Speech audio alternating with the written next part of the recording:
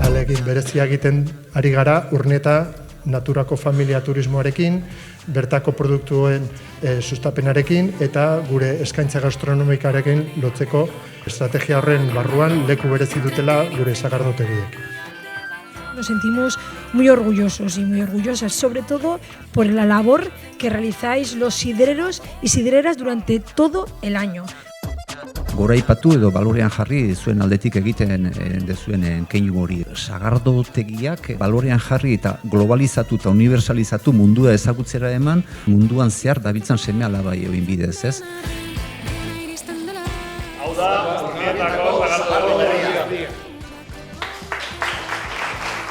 Jatorri deituran barruan 6 sagasti daude momentu honetan Urnietan, eta 140.000 kilotik gora bildu dira aurten. Euskal Sagardoan egiten den sagardo guztien 7% Urnietan egiten dela.